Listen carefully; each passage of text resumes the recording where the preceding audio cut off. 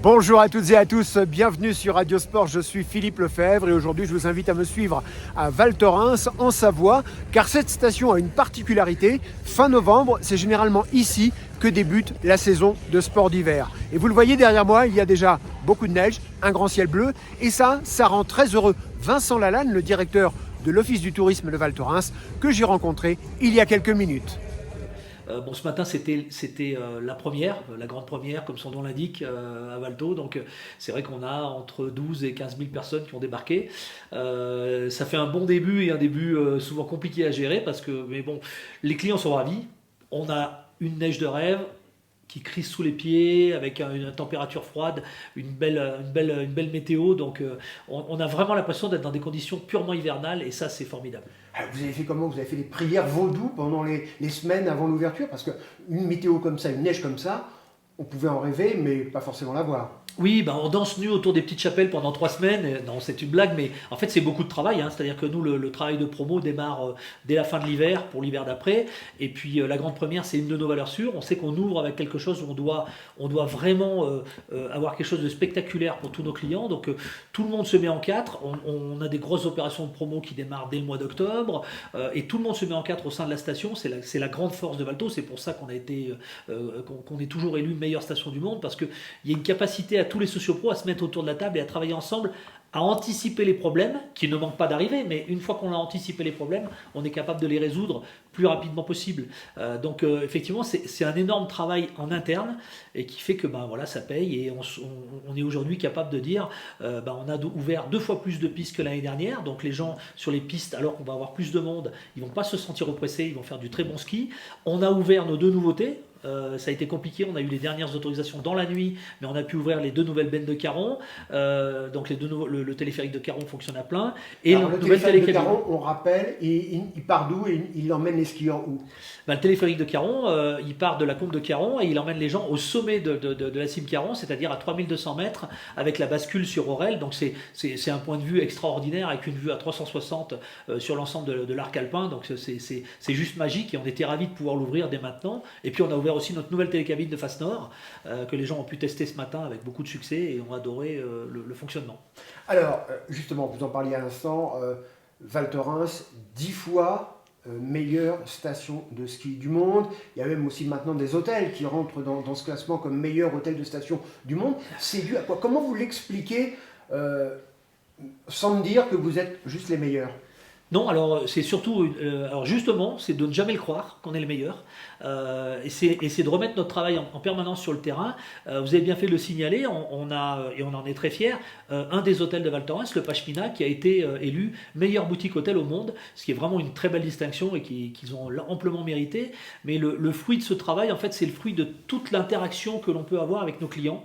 On a un des plus gros clubs de fans de la planète ski, hein, puisqu'on a plus de 50 000 membres, et ces gens-là, on interagit avec eux de manière constante tout au long de l'année et ça, c'est nos meilleurs ambassadeurs. Donc quand les votes commencent, on est capable de mobiliser ces gens pour voter pour nous et on leur dit aidez-nous à maintenir Val Thorens au top de son image et à garder le World. Mais cette année, il y avait quand même 1,5 million de votants de 189 pays, je crois. Donc c'était énorme. Alors, en dehors du fait que vous arriviez à les mobiliser pour les faire voter, qu'est-ce qu'ils aiment chez vous?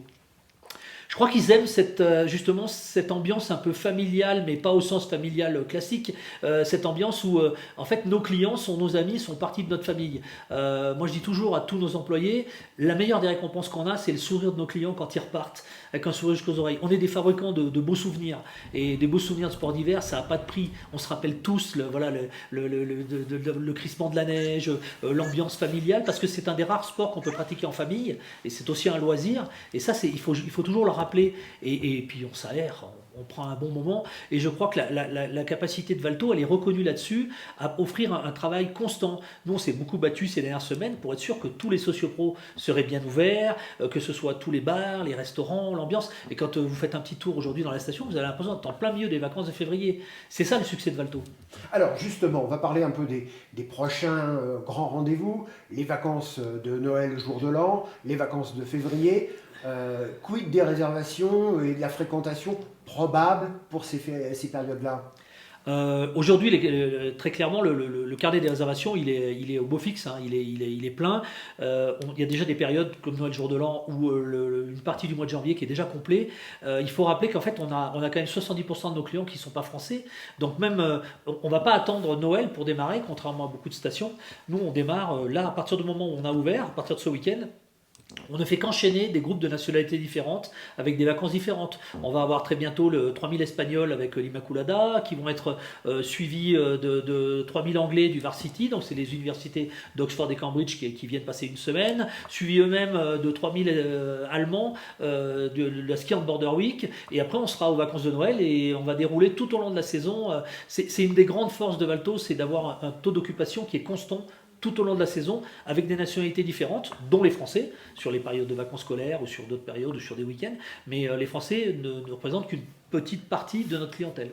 Et vous pourriez en avoir plus, sauf que quand on écoute ce qui se dit ici, et puis un peu dans la vallée, on dit bah ouais, mais il n'y a pas de possibilité de trouver les billets de train. Est-ce que ça va vous pénaliser pour, peut-être pas Noël le jour de l'an, mais en tout cas pour les vacances de février? C'est un petit peu dommageable, on peut le dire. Très clairement, aujourd'hui, la SNCF a un peu failli quand même dans sa mission, qui est de transporter les Français en particulier, puisque effectivement, tous les trains et autres qui viennent à destination de la vallée de la Tarentaise, donc rappelons que la gare la plus proche, c'est Moutier, et il y a normalement des directs jusqu'à Paris, et malheureusement, on s'aperçoit que pour les vacances de Noël, c'est déjà complet. Donc c'est vrai que les gens, en fait, on voudrait avoir des comportements éco-responsables, mais malheureusement, il n'y a pas assez de concurrence. La SNCF ayant le monopole absolu, les autres compagnies comme la Renfe ou Trenitalia qui roulent jusqu'à Lyon sont eux aussi bien pleins, et donc ça fait monter les tarifs. Ça fait des tarifs de transport qui sont assez inabordables, qui sont pratiquement plus chers que l'avion.